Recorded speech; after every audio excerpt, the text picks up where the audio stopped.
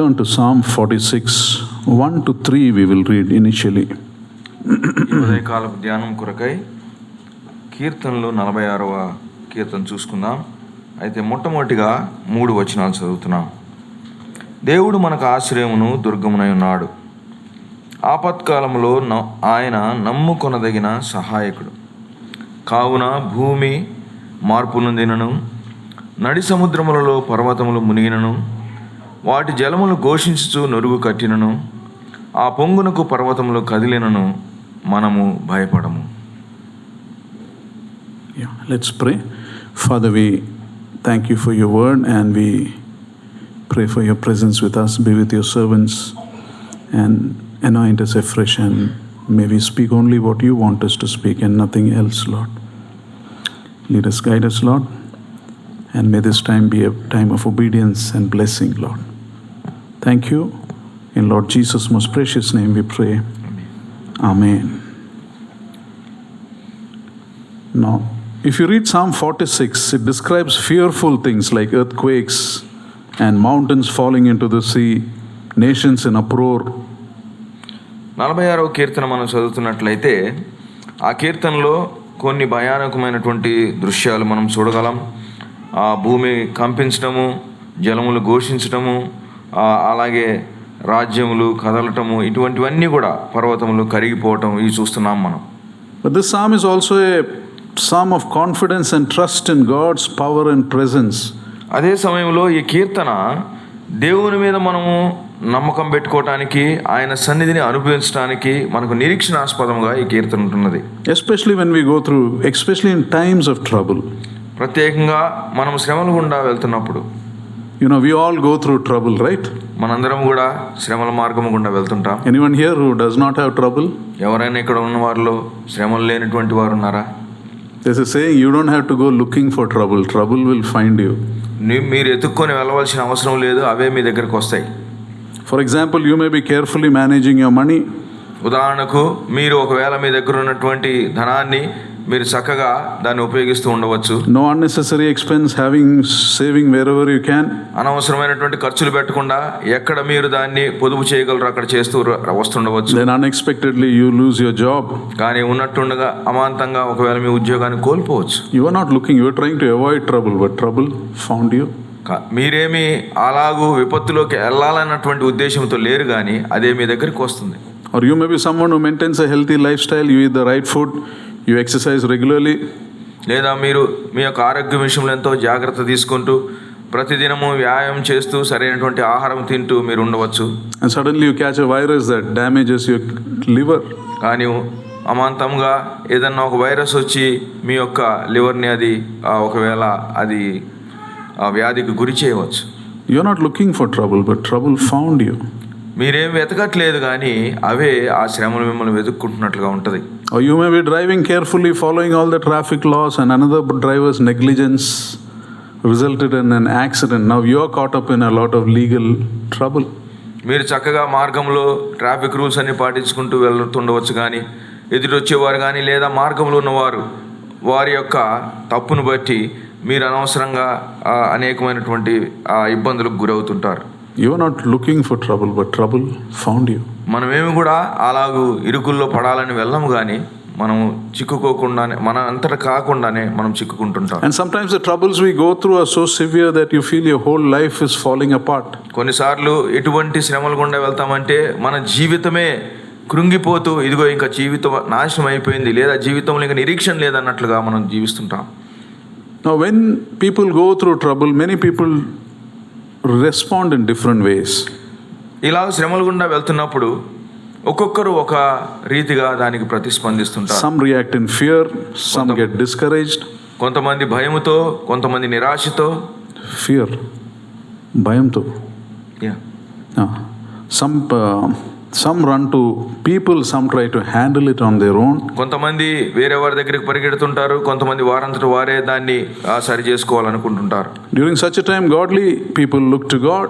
అటువంటి సమయంలో దేవుని యందు భయభక్తులు కలిగిన వారు, దేవుని యందు విశ్వాసం ఉంచిన వారు దేవుని వైపు చూస్తారు. And that is what the psalm is encouraging us to do. ఈ ఉదయకాలం మంది కీర్తనాకారుడు అది మనం చేయాలని అతడు ప్రోత్సహిస్తున్నాడు. Psalm 46 is a psalm of confidence and trust in God's power. కీర్తన 46 కీర్తన దేవుని మీద మనం విశ్వాసం ఉంచడానికి, ఆయన మీద నిరీక్షణ పెరగడానికి, ఆయన అనుసరించడానికి ఇది మనకు ఎంతో ప్రోత్సహించేది ఉంది. When you have a sickness, you go to a doctor and doctor diagnoses and gives you a prescription. ఒకసారి ఎప్పుడైనా మనకి ఏదన్నా అనారోగ్యంగా ఉంటే డాక్టర్ దగ్గరికి వెళ్ళినప్పుడు డాక్టర్ మందులు రాస్తాడు. And you buy medicines according to that prescription and you take the medicine, hopefully you get better. ఆయన ఇచ్చినటువంటి ఆ యొక్క మందుల లెక్క ప్రకారం మనం కొనుక్కునే వాడుతుంటే మన యొక్క ఆరోగ్యం కొంచెం మెరుగవుతుంది. So Psalm 46 is a prescription to take, especially when life is falling apart. కీర్తన 46వ కీర్తన ప్రత్యేకంగా మనం శ్రమలు గుండా వెళ్తున్నప్పుడు మనం ఎలాగూ వాటికి ప్రతిస్పందించాలో ఆ యొక్క రీతిని అది చెప్తూ వస్తుంది. This is believed by some scholars that the psalm is written after Judah was invaded by the Assyrians. యూదా దేశంను అష్షూరీయులు ఎదుర్కొన్నప్పుడు లేదా వారి మీద దాడి చేసినప్పుడు ఆ తర్వాత రాసినటువంటి కీర్తనగా కొంతమంది చరిత్రకారులు during the reign of హిజ్కియా యొక్క కాలంలో ఈ యొక్క కీర్తన రాయబడిందని అంటారు. Judah was attacked by the Assyrian empire and Sennacherib was the king of Assyria.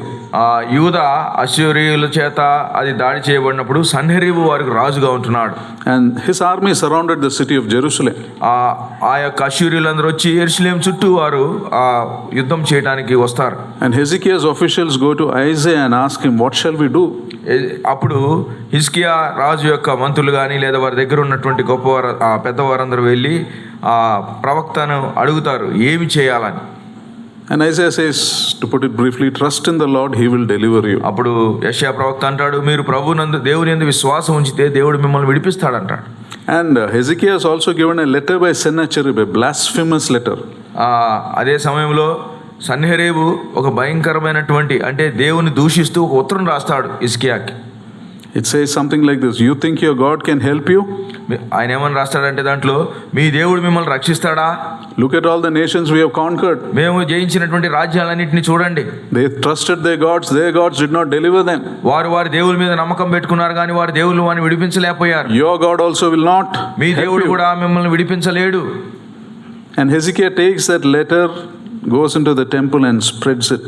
ఆ సమయంలో హిజ్కియా ఆ యొక్క ఉత్తరాన్ని తీసుకుని వెళ్ళి దేవుని మందిరంలో దాన్ని పరిచి ఇదిగో ఏడుస్తాడు, ప్రార్థన చేస్తాడు. He prays, goes back to his palace. అతడు ప్రార్థించి తిరిగి తన అంతఃపురానికి వెళ్తాడు. Next day he gets up and looks over the wall and he sees 1.85 lakh Assyrians killed by a single angel of God. ఆ తర్వాత మరుసటి రోజు ఉదయకాలం లేచినాక 185,000 మంది అష్షూరీయులు దేవుని దూత చేతనే వారు సంహరింపబడినట్లుగా చూస్తాడు. That's probably where the psalmist says in verse 9, he makes war cease, he breaks the bow and cuts the spear into. కీర్తనకారుడు ఇదే అధ్యాయంలో 9వ వచనంలో అదే సంగతిని చెప్తున్నాడు. విల్లు విరుచువాడును బల్లెమును తెగునరుకువాడును ఆయనే, యుద్ధ రథములను అగ్నిలో కాల్చివేవాడు ఆయనే. God is on the throne, he will protect us, he will take care of us. మన ప్రభువారు సింహాసనాసీనుడై ఉన్నాడు, మనల్ని కాపాడటానికి ఆయన చాలినవాడుగా మనం గమనిద్దాం. You see, many times we face problems which we feel we cannot. You reach your wits end, you don't know what to do. చాలాసార్లు మన దగ్గర ఉన్నటువంటి శ్రమలను మనం ఏమాత్రం కూడా వాటిని ఎదుర్కోలేనటువంటి పరిస్థితుల్లో మనం ఉంటుంటాం. It can be in your family, it can be in your marriage, it can be with your children. మన కుటుంబాల్లో కావచ్చు, మన వివాహాల్లో కావచ్చు, మన బిడ్డల విషయమే కావచ్చు. It can be with your health, it can be with your finances. మన యొక్క ఆరోగ్య విషయంలో, మన యొక్క ఆర్థిక సంబంధమైనటువంటి ఇబ్బందుల విషయాల్లో. Or it just can be that you become very emotionally fragile because of so many situations in your life. ఇలాంటి విపత్తుల పరిస్థితులను బట్టి అనేక సార్లు మనం కృంగిపోయినటువంటి ఆ యొక్క స్థానంలో ఉంటుంటాం. And this psalm teaches us, ఈ యొక్క కీర్తన మనకి ఏం బోధిస్తుందంటే, when trouble comes, there is one simple thing we need to do. ఎప్పుడైతే ఇలాంటి విపత్తులు వస్తాయో మనము చేయాల్సినటువంటిది ఒక చిన్న మార్గం ఉన్నది. We need to run to God. మనం ప్రభువు దగ్గరికి పరిగెత్తవలసిన వారం ఉంటున్నాం. You see, many people when they face trouble, they have this tendency to run away from God. చాలా మంది శ్రమలు వేదనలు వస్తున్నప్పుడు వారు దేవుని దగ్గర నుంచి దూరం అయిపోతుంటారు. In fact, it's a natural response usually. సాధారణంగా మనుషులు చేసేది అదే. We run to people or try to handle things on our own. మనం కూడా ఎవరైనా మనుషుల దగ్గరికన్నా పరిగెడతాం, లేదా మనంతట మనమే దాన్ని ఏదో ఒక విధిగా చేసుకోవాలనుకుంటాం. And when we find problems are so severe and we don't have any answers, what do? చాలాసార్లు ఇదిగో అవి ఎక్కువగా ఉండి దానికి జవాబులు లేకపోతే మనం ఏం చేస్తాం? One of the ways people respond is they lose hope. They get distressed. కొన్నిసార్లు అటువంటి సమయాల్లో ప్రజలు చేసేది ఏంటంటే వారు నిరీక్షణ లేనిటువంటి స్థాయిలోనికి వెళ్ళిపోయి ఎంతో కృంగిపోతారు. They want to give up, they want to run away, they want to hide. వారు దాన్ని విడిచిపెట్టి దూరంగా వెళ్ళిపోవాలా లేదా దాక్కోవాలనుకుంటారు. I don't feel like going to work. నేను పనికి వెళ్ళాలనుకోవట్లేదు. I don't want this marriage anymore. ఈ యొక్క వివాహం నాకు వద్దు. Even taking care of your children becomes overwhelming. మీ పిల్లల విషయమే బాధ్యత తీసుకోవడం కూడా మీకు ఎంతో అది బరువుగా అనిపిస్తుంది. You just don't want to continue. మీరు దాన్ని ఇంకా చేయాలనుకోరు. And some people, when they are depressed, they eat more. They keep eating and get obese. కొంతమంది ఇలాంటి పరిస్థితులు ఉన్నప్పుడు ఇక వారు తింటానే ఉంటారు. తినటం వల్ల కూడా వారికి అనారోగ్య కారణానికి కూడా గురవుతారు. Some people handle this by spending more. They buy things they don't need through credit card. కొన్నిసార్లు ఇటువంటి పరిస్థితులు ఉన్నవారు వారు తెలియకుండానే వారు అనవసరంగా ఆర్థిక ఇబ్బందుల్లోనికి దిగిపోతారు ఎక్కువగా కొంటూ. They get a big bill at the end of the month and they get even more depressed. చివరికి వచ్చేటప్పటికి పెద్ద బిల్లు వస్తుంది, దానివల్ల ఇంకా కృంగిపోతారు. Some people, when they're depressed, they just sleep. కొంతమంది నిద్రపోతానే ఉంటారు అటువంటి పరిస్థితుల్లో. Some go into drugs. కొంతమంది డ్రగ్స్ దగ్గరికి వెళ్తారు. This is a stage where some people want to commit suicide also. అటువంటి పరిస్థితుల్లో కొంతమంది ఆత్మహత్య చేసుకోవాలనుకుంటారు. Some people are so surprised. Death is normal to them. There is no big thing for them. కొంతమందికి మరణం అనేది పెద్ద కాదు, అదేదో సహజంగా అనుకుంటారు. They're surprised. One person was saying, should I kill myself or should I have another cup of coffee? It's so normal for them. ఒక ఆయన ఏమన్నాడంటే, నన్ను నేను చంపుకోవాలా లేదా ఇంకో coffee తాగాలా? Because for such people to live life takes more courage than to commit suicide. అటువంటి వారికి ఏంటంటే బ్రతకాలంటే వారికి ఎక్కువ ధైర్యం కావాలి సావటం కంటే. But for believers, we know these are not our options. కానీ విశ్వాసులుగా ఇవి మనకున్నటువంటి కాదండి. Run to God, seek His help. మనం ప్రభు దగ్గరకు పరిగెత్తాలా. That's what the psalm is teaching us. When life is falling apart, run to God. ఇదిగో మనకు పరిస్థితులు ఇలాగ ఉన్నప్పుడు మనం ప్రభు దగ్గరకు పరిగెత్తవలసిన వారు ఉంటున్నాం. When your marriage is struggling, run to God. ఇదిగో మన వివాహాలు కష్టతరమైన పరిస్థితుల్లో ఉన్నప్పుడు ప్రభు దగ్గరికి వెళ్దాం. In family conferences, they talk of a golden triangle. Some of you may know about this. కుటుంబానికి సంబంధించి కాన్ఫరెన్స్లు పెడుతున్నప్పుడు గోల్డెన్ ట్రయాంగిల్ అనేటువంటి దాని గురించి మాట్లాడతారు. Imagine a triangle, okay? ఒక ట్రయాంగిల్ని మనం గుర్తుపెట్టుకుందాం. At the lower side is the husband and the wife. కింద ఉన్నటువంటి రెండు మూలల్లో భార్య భర్తలు ఉన్నట్లు. On top is God. పైన ఉన్నటువంటి ఆ యొక్క మూడవ మూలలో ఆ యొక్క కోణంలో ప్రభు దేవుడు ఉన్నాడు. Usually in a conflict, what happens? The husband and wife, they focus on each other. ఎప్పుడన్నా మనకు గొడవలు ఉన్నాయంటే ఏంటంటే భార్యాభర్తలు ఇద్దరు ఒకరినొకళ్ళ మీదనే గురి పెట్టుకుని ఉంటారు. Blame each other. వారు ఒకరినొకళ్ళ మీదనే నిందలు వేసుకుంటూ ఉంటారు. But golden triangle encourages you, when you are in conflict, don't focus on each other, focus on God, both of you. కానీ ఈ యొక్క గోల్డెన్ ట్రయాంగిల్లో ఉన్నటువంటిది ఏంటంటే మీకు ఎప్పుడన్నా పరిస్థితులు అటు ఇటు అవుతున్నప్పుడు ఒకరి మీద ఒకరు మనసు పెట్టుకోవద్దు, కానీ ఇద్దరు కలిసి దేవుని మీద మనసు పెట్టుకోండి. Focus on your relationship with God. మీకు దేవుని మీద ఉన్నటువంటి ఆ సంబంధం మీదనే మనసు పెట్టుకోండి. And God willing, as both of you come closer to God, the distance between you reduces.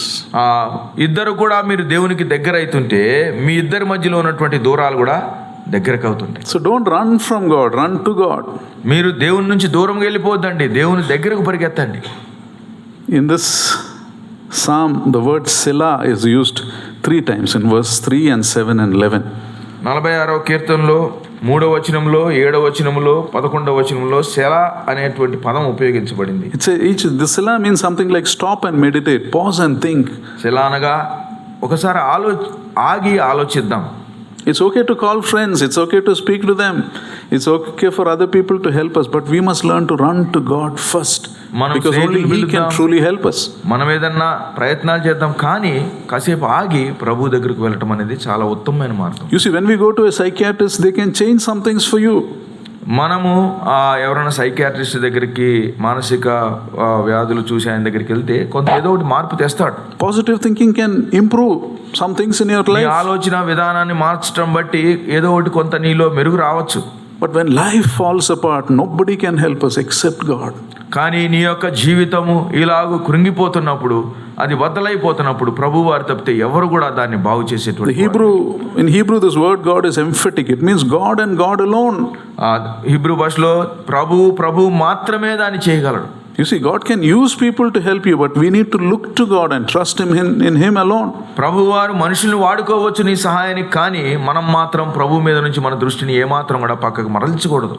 Now these verses speak of at least 4 reasons why we should run to God for help. ఈ వచనాల్లో కనీసం 4 కారణాలు ఎందుకు మనం ప్రభు దగ్గరికి పరిగెత్తాలనే విషయాన్ని మనం చూడవచ్చు. Reason 1, verse 1 says God is a refuge. మొట్టమొదటిగా చూసినట్లయితే దేవుడు మనకు ఆశ్రయదుర్గమునై ఉన్నాడు. That means He's a strong tower. ఆయన అంటే దాని అర్థం ఏంటంటే ఆయన చాలా గట్టిగా ప్రాకారముగా మనకు ఉన్నాడు. In the olden days, the best way to defend yourself against the enemy was to have a tower and a walled city.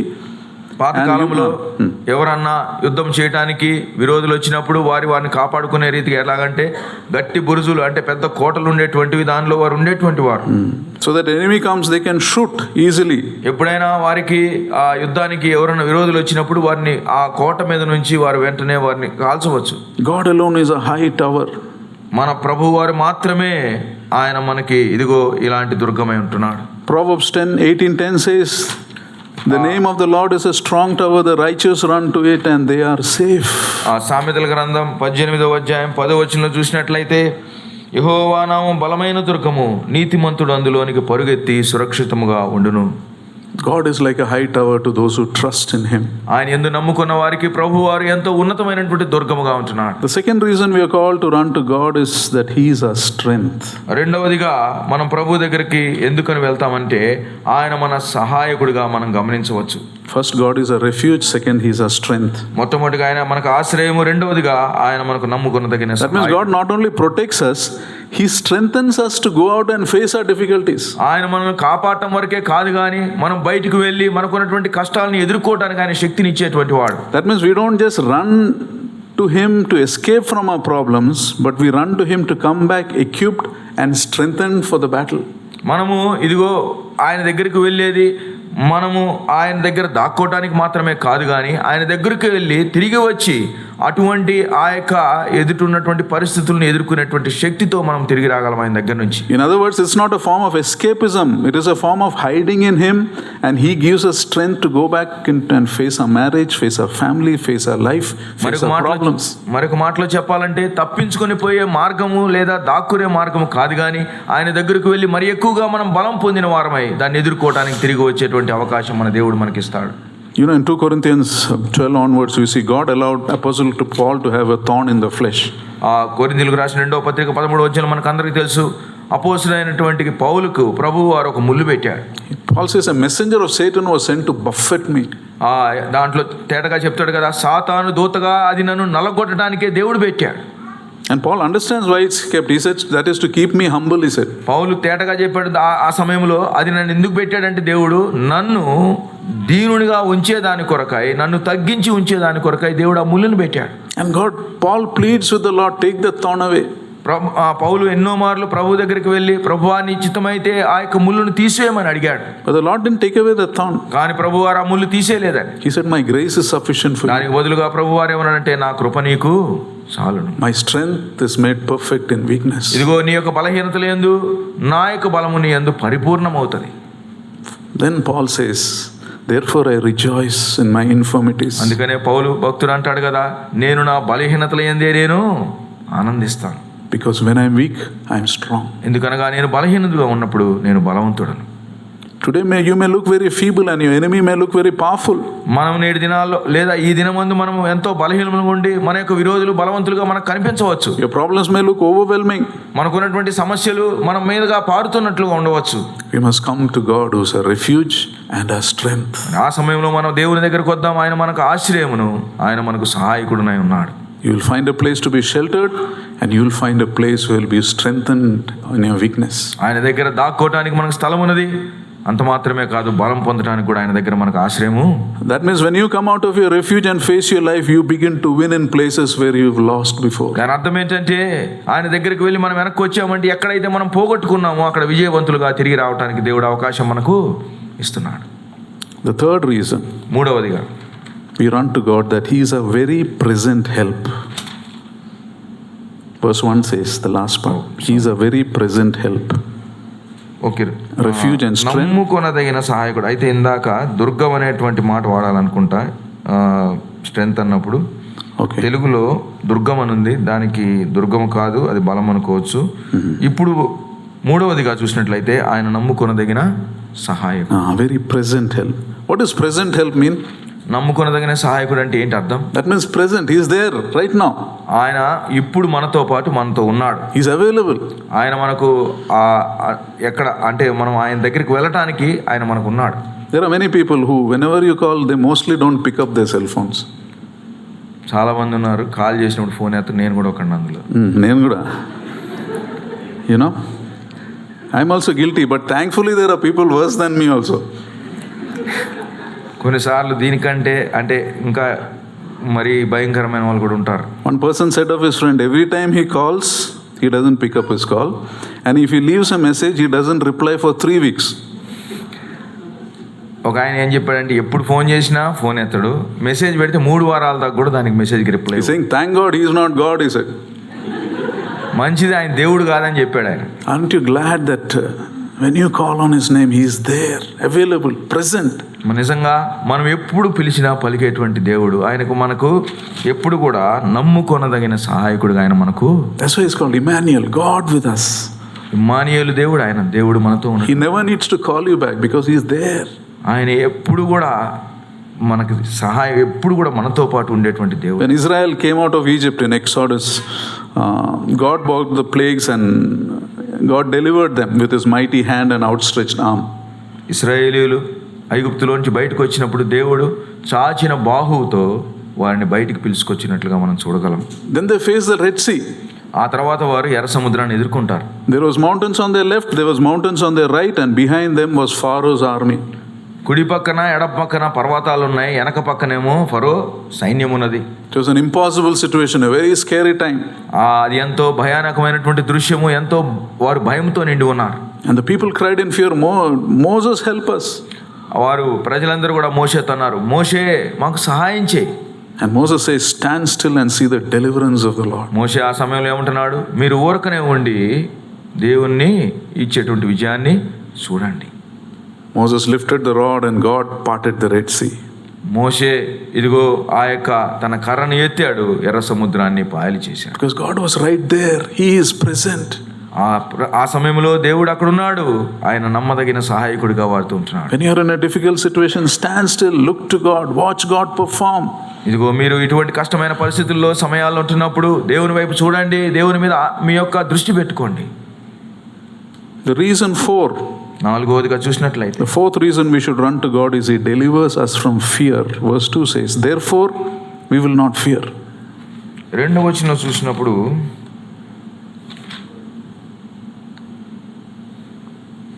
మనము, మూడవ వచనం తెలుగులో ఉంది, మనము భయపడము. We will not fear. మనము భయపడము. He is a God who removes your fear. ఆయన మన యొక్క భయాలను విడిపించేటువంటి దేవుడు. Today there is much to fear, right? నేటి దినాల్లో ఎంతో భయపడటానికి ఎన్నో కారణాలు ఉన్నాయి. Fears come in many forms, from the financial stress or the people we are not able to please. అనేకమైన విధాలుగా మనకు భయాలు వస్తుంది. ఆర్థిక సంబంధమైన విపత్తు రావటం వల్ల రావచ్చు, లేదా ఇతరులు మనం సంతోష పెట్టలేకపోతున్నాం అనేటువంటి భయం ఉండవచ్చు. Or a job situation you cannot escape from. లేదా మీకున్నటువంటి ఉద్యోగ పరిస్థితుల్లో మీరు తప్పించుకోలేని దాన్ని బట్టి భయం ఉండవచ్చు. Or a future we are afraid to face. లేదా భవిష్యత్తును మనం ఎలాగ ఎదుర్కొంటాం అనేటువంటి భయం మనకు ఉండవచ్చు. Few weeks back you may have read a person in the US. He lost a 1 crore job with a 1.28 crore salary. ఈ మధ్యనే ఒక అతను యుఎస్లో తనకు 1,28,00,000 వచ్చేటువంటి ఉద్యోగాన్ని పోగొట్టుకున్నాడు. Now he is working as a delivery boy. ఈ రోజు ఆయన ఇదిగో డెలివరీ బాయ్ అంటే స్విగ్గీ కానీ అటువంటి అందించేటువంటి ఒక వ్యక్తిగా ఉన్నాడు. AI replaced him. AI, artificial intelligence replaced him. అతను చేసేటువంటి పనిని AI అనేటువంటి ఆర్టిఫిషియల్ ఇంటెలిజెన్స్ అది తీసుకుంది. So with so much Instability around us, fear is natural. We begin fearing of things that did not happen also. చాలాసార్లు జరగని దాని గురించి కూడా మనం భయపడుతుంటాం. There's a continuous worry of what might happen. ఏమి జరుగుతుందో అనే చింత మనకి ఎక్కువ అవుతుంటుంది. You know, for example, it leads to a chain of thoughts. Sometimes it is illogical also, but you begin thinking like that. కొన్నిసార్లు ఎట్లా అంటే ఆలోచిస్తాం ఏంటంటే అది అసలు పనికిరానిది, అది ఎప్పటికీ జరగకపోయినా అటువంటి భయాలతోనే మనం ముందుకు వెళ్తుంటాం. Like if I fail in this exam will lead to the thought, what if I don't get a job? నేను ఈ పరీక్షలో ఒకవేళ ఫెయిల్ అయితే నాకు ఉద్యోగం రాకపోతే, what if I can't have enough money to pay for my food and rent? You know, you go on a trip like that. నాకు అవసరమైనటువంటి వాటిని కొనుక్కోవడానికి సరైనటువంటి ఆ యొక్క డబ్బులు నా దగ్గర లేకపోతే, or a minor headache comes, you think, what if it is brain tumor? ఇంకా ఎక్కువ ఆలోచిస్తే నాకు బ్రెయిన్ ట్యూమర్ వస్తే, చిన్న తలనొప్పి వస్తే నాకు బ్రెయిన్ ట్యూమర్ ఉందేమో లోపల అనుకోవటం. You know, this kind of thinking increases our anxiety, nervousness, tension and stress. ఇటువంటి ఆలోచనలు మనలో ఎంతో చాలా అంటే నిజంగా చెప్పాలంటే మనల్ని కృంగదీసేటువంటి స్థితికి వెళ్ళిపోతాయి. You know, and because of this, our generation has become the most medicated generation in the history of the world. Even our children are on pills. ఇటువంటి పరిస్థితులు బట్టి నేటి తరంలో మనం అనేక తరాలతో పోల్చుకుంటే ఎక్కువగా ఔషధాలు వాడేటువంటి తరంగా మనం గమనించవచ్చు. As believers, we must need to shift our focus from our fears and learn to trust in God. విశ్వాసులుగా మనకున్నటువంటి భయాలన్నింటినీ కూడా ఇదిగో వాటి నుంచి తొలగించి ప్రభువు మీద మనం మనసు పెట్టవలసిన వారం ఉంటున్నాం. Verse 2 and 3 says, even if the earth be removed and the mountains be carried to the midst of the seas, even if the waters roar and mountains shake with its swelling, yet I will not fear. రెండవ వచనంలో, కావున భూమి మార్పు నొందినను, నడి సముద్రములో పర్వతములు మునిగినను, వాటి జలములు ఘోషించుచు నురుగు కట్టినను, ఆ పొంగునకు పర్వతములు కదిలినను, మనము భయపడము. Has anybody been in an earthquake anytime? When an earthquake happened, were you there? Yeah, I am there. Okay. In Gujarat once I remember somebody saying this. Some about 50,000 people died many years back. గుజరాత్లో చాలా కాలం కిందట భూజి అనుకుంటా 50,000 మంది చనిపోయారు. And one person was giving an interview, a well-to-do person appears. He said, in 30 seconds I lost everything. ఒక వ్యక్తి అన్నాడు, 30 సెకండ్లో నేను సమస్తమును కోల్పోయాను. Everything. I mean, it's your whole life being shaken. జీవితం అంతా కుదించి వేసినట్టు అనిపిస్తుంది. But the Bible says, you will not fear. కానీ వాక్యం ఏం చెప్తుందంటే నీవు భయపడవు. Fear and faith does not mix. భయము విశ్వాసము రెండు కూడా కలిసి నడవండి. When you're afraid, it means you're not trusting in God. నీకు భయం ఉందంటే నీకు దేవుని మీద నమ్మకం లేనట్టు. Because when you trust in God, He takes away your fear. ఎందుకనగా నీవు దేవుని మీద నమ్మకం పెడితే ఆయన నీకున్న భయాన్ని తీసివేస్తాడు. One lady says like this. ఒక స్త్రీ ఇలా చెప్పింది. She says, when my husband was diagnosed with cancer, మా యొక్క భర్త క్యాన్సర్ ఉన్నదని వ్యాధి గుర్తించబడినప్పుడు I was in panic. You know, I prayed constantly, but my prayers felt it was, no answers are coming. ఎంతో చింతతో ఎన్నోసార్లు ప్రార్థన చేసిన ప్రార్థనకి జవాబు లేనట్లుగా నాకు అనిపించింది. I was begging God to do something, but nothing was happening. ప్రభువుని దయచేసి ఏదైనా చేయమని ఆయన బతిమాలుతున్నా కానీ దేవుడు ఏం చేయలేదు. One day in the morning, I opened my Bible and saw this verse, Psalm 46. ఉదయకాలం ముందు ఒక రోజు నా బైబిల్ గ్రంథంలో 46వ కీర్తన ఈ వచనం చదివాను. It says, be still and know that I am God. ఇదిగో మీరు ఊరికి నేను నిల్చుండి నేనే దేవుని మీరు ఎరగండి. And she says, that verse changed my perspective. ఇదిగో నాకున్నటువంటి ఆ యొక్క తాత్పర్యాన్ని అది మార్చివేసిందని చెప్పి. That didn't cure my husband, but it healed my fear, she said. నా భర్తను అది బాగు చేయలేదు కానీ నాకున్న భయాల నుంచి అది నన్ను తొలగించింది. We saw God carried us both. God carried us both through that situation. ప్రభువు వారు మమ్మల్ని ఇద్దరిని కూడా ఈ పరిస్థితులన్నిటి గుండా తీసుకుని వెళ్ళాడు. I don't know the outcome, but I know the one who is in control. తర్వాత జరిగేదేదో నాకు తెలియదు కానీ ప్రస్తుతం ఉన్నటువంటి పరిస్థితులన్నిటి మీద ఆయన ఇదిగో ఆధిపత్యం కింద అన్నీ కూడా ఉన్నాయని నేను నమ్ముతున్నాను. You run to God, He delivers you from your fears. మీరు ప్రభు దగ్గరికి పరిగెత్తుకుని వెళ్ళండి, ఆయన మీకున్న భయాల నుంచి అన్నిటి నుంచి కూడా ఆయన విడిపిస్తాడు. No matter what happens to the economy, no matter what happens politically, no matter what happens to a nation, God is still on the throne. ఆర్థికంగా ఏమైందో, రాజకీయంగా ఏమైందో, మన యొక్క దేశానికి ఏమైందో అవన్నీ మనకు సంబంధం లేదు కానీ ప్రభువు వారు మనతో ఉన్నాడు. So we have 4 things. We have a refuge, we have a strength. మనకు ఆశ్రయం ఉన్నది, మనకు దుర్గం ఉన్నది, We have a present help in times of trouble, నమ్ముకొనదగిన సహాయకుడు ఉన్నాడు. and we have the one who removes our fears. నాలుగవదిగా మన యొక్క భయాలను తొలగించేటువంటి దేవుడు ఉన్నాడు. Let's go to verse 4.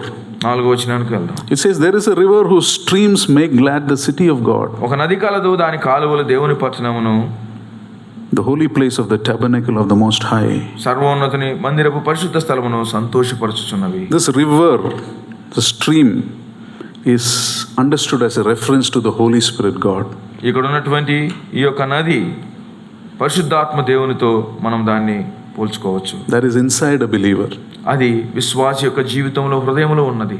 Almost all the ancient cities of the world were built on rivers, beside rivers. దాదాపుగా పురాతన పట్టణములన్నీ ప్రపంచంలో గొప్ప గొప్ప నదుల మీద కట్టబడినాయండి. Because they needed water. ఎందుకనగా వారికి నీరు అవసరం కాబట్టి. Egypt had the Nile. ఐగుప్తుకు నైల్ నది ఉన్నది. Babylon had the Euphrates. బబులోనికి యూఫ్రటీస్ నది ఉన్నది. Rome was built on Tabor. రోమా దేశానికి టైలర్ అనేటువంటి నది ఉన్నది. But Jerusalem did not have a river. It was built on a hill. యెరూషలేము మాత్రం పర్వతం మీద కట్టబడింది. On Mount Zion it was built. అది సియోను పర్వతం మీద కట్టబడినటువంటి పట్టణం అది. But there was an underground spring known as Gihon Springs. కానీ దాని భూగర్భంలో గీహోను అనేటువంటి ఒక నీటి ఊట ఉన్నది. King Hezekiah had built a channel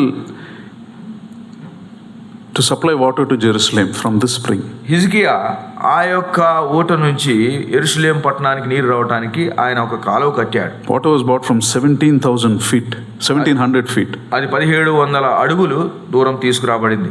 So when the Assyrians surrounded Jerusalem, they didn't know that Judah had a continuous supply of water. They didn't know that. It was a secret spring. అష్షూరీయులు యెరూషలేం మీదకి దండెత్తినప్పుడు అష్షూరీయులకు తెలియదు వారికి నీరు ఎక్కడి నుంచి వస్తుందనేది. Now this is a picture of the Holy Spirit within us. ఇది పరిశుద్ధాత్మ దేవుడు మనలో ఉన్నదానికి సాదృశ్యంగా సందర్శనంగా తీసుకోవచ్చు మనం. We have a source of refreshment and comfort and strength which the world does not know about. లోకమునకు తెలియనటువంటి ఎంతో ఆదరణ, ఎంతో శక్తి మనకు లోపల ఉన్నది. How do you handle things when how do you handle life when things fall apart? జీవితంలో విపత్తులు వస్తున్నప్పుడు లేదా జీవితము అలా కృంగిపోతున్నప్పుడు ఎలాగ మనం దాన్ని ప్రతిస్పందిస్తున్నాం? You lost your husband, you lost your wife. ఇదిగో నీ యొక్క సహచరుని కోల్పోయావా? You lost a child. నీ బిడ్డను కోల్పోయావా?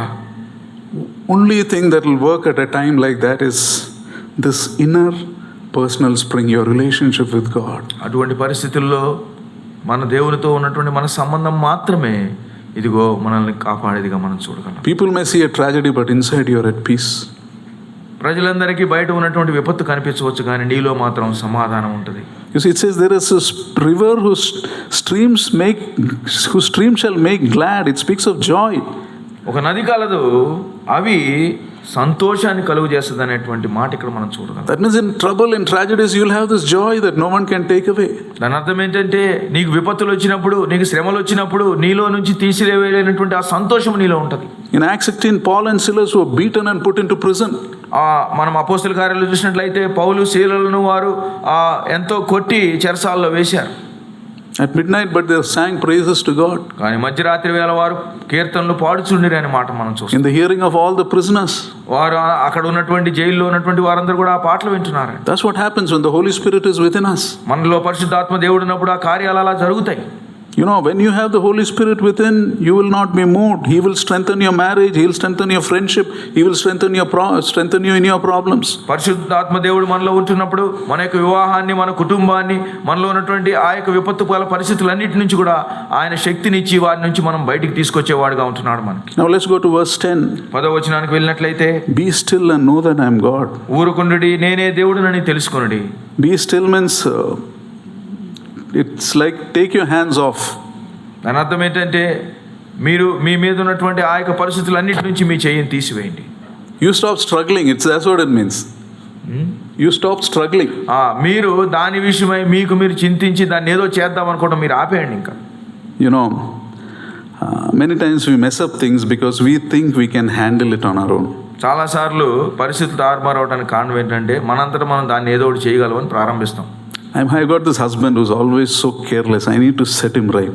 I need to get him into shape. ఇదిగో మా భర్త ఉన్నాడు, ఈయనకు అసలు ఏది చేసినా కానీ సరిగా చేయడం రాదు, నేను దాన్ని ఎట్టగొట్ట సరి చేయాలని అనుకుంటుంది. That's not a good idea. Take your hands off. Do it the Lord's way, not your way. నీకు ఇష్టం వచ్చినట్టు దాన్ని దయచేసి చేయవద్దు. ప్రభువు వారి యొక్క చిత్తం ఏదో, ప్రభువు వారి మార్గం ఏదో దానిలాగా చేయండి. Maybe God wants you to be a more loving person or more encouraging person. ప్రభువు వారి ఆ సమయంలో నువ్వు ఎక్కువగా ప్రేమ చూపించే వ్యక్తిగా లేదా ఎక్కువగా ప్రోత్సహించేటువంటి వ్యక్తిగా దేవుడు నిన్ను పెట్టాలనుకున్నాడేమో. Don't do it how you feel like doing. Depend on the Lord. He will show you. Do it His way.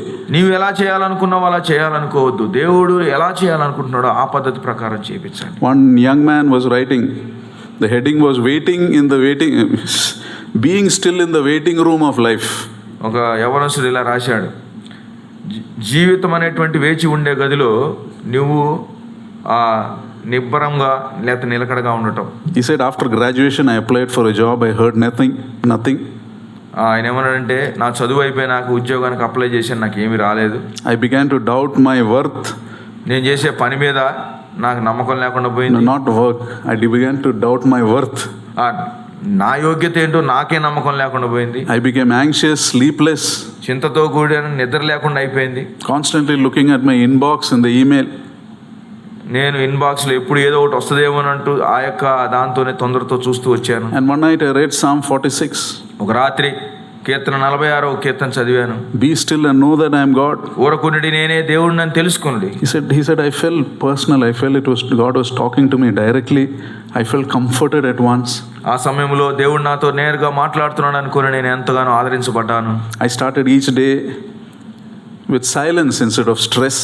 ప్రతి ఒక్క దినము కూడా ఎంతో ఒత్తిడితో బదులుగా నేను నిశ్శబ్దంగా ఉండటం ప్రారంభించాను. Weeks later a door opened, not just for a job but the right job for me.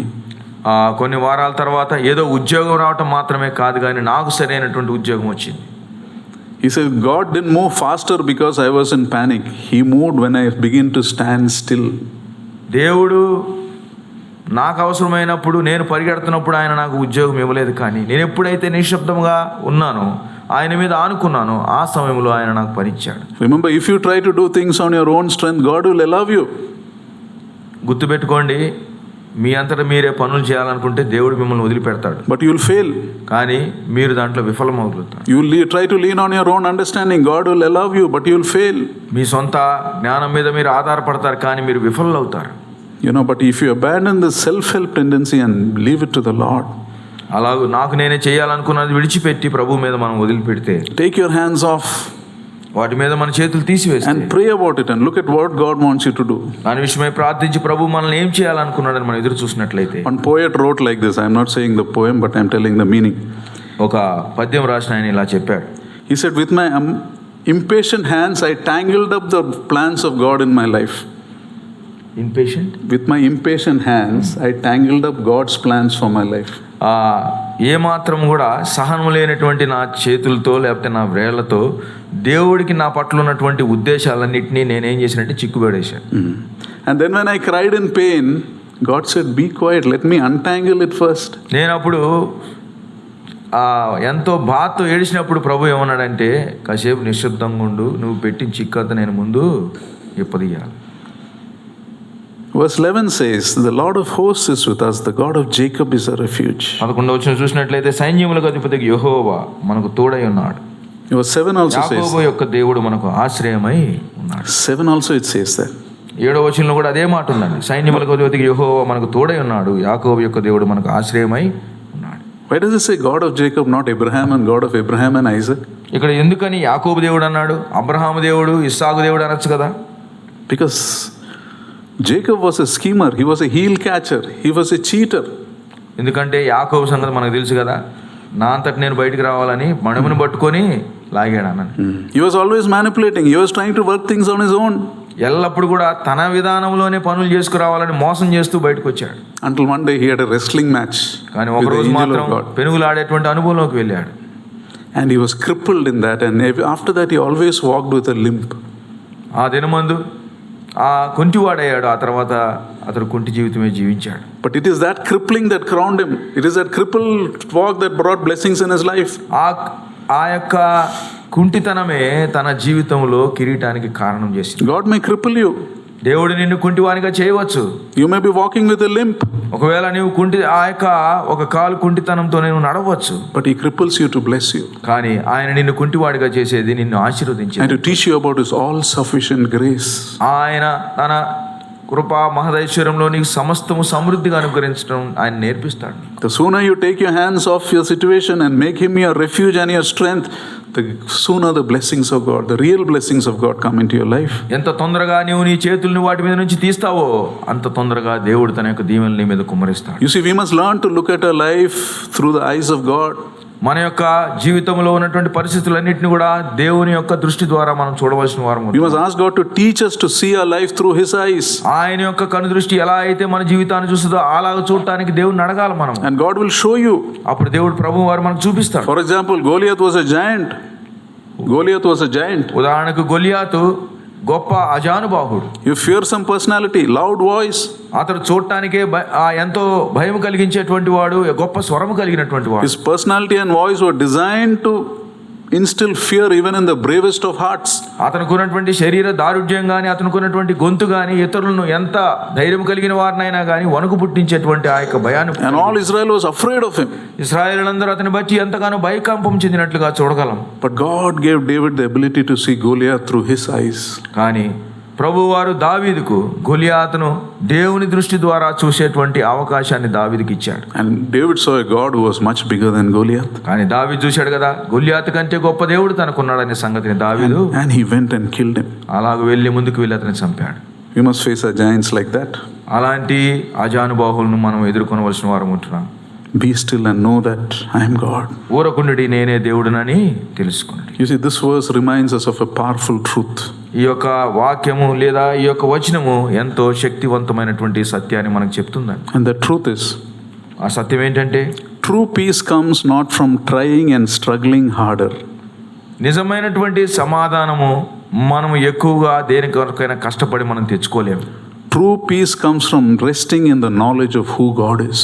నిజమైనటువంటి సమాధానము మన ప్రభువారు ఏమై అన్నారో అనేటువంటి ఆ యొక్క జ్ఞానము ద్వారానే మనం పొందుకోగలం. True peace comes from the knowledge that God's unwavering presence is with all who trust in Him.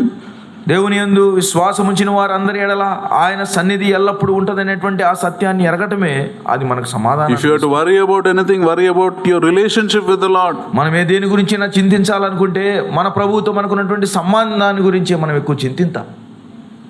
Make sure you're serious about that. మన జీవితంలో దాని విషయమై ఎంతో సీరియస్గా ఉందాం మనం. So to sum up Psalm 46, ఈ 46వ కీర్తన మొత్తాన్ని మనం క్రోడీకరించినట్లయితే, one is stop your frantic worrying and your own efforts. మొట్టమొదటిగా మనకున్నటువంటి చింత యావత్తు మనం చేసే ప్రతి ప్రయత్నాన్ని కూడా మనం ఆపివేద్దాం. Surrender control to God. మన మీద ఆధిపత్యాన్ని ప్రభు వారికి అప్పగించుకుందాం. Recognize and trust His supreme power and authority over everything. ఆయనకున్నటువంటి సార్వభౌమైనటువంటి శక్తికి సమస్తాన్ని కూడా మనం ఎరిగిన వారమై అప్పగించుకుందాం. Understand He is in control even when everything seems to be falling apart. మన జీవితంలో సమస్తము కూడా ఇదిగో విచ్ఛిన్నం అయిపోతున్నప్పుడు కూడా ఆయన అన్నిటి మీద కూడా ఆసీనుడై ఆధీనుడుగా ఉన్నాడనేది గమనిద్దాం. And allow Him to be God in all the circumstances of your life. మన జీవితంలో ఉన్నటువంటి ప్రతి విధమైనటువంటి పరిస్థితుల్లో ఆయన దేవునిగా గుర్తించి ఆయనతో మనం వెళ్దాం. Let us pray. ప్రార్థన చేసుకుందాం.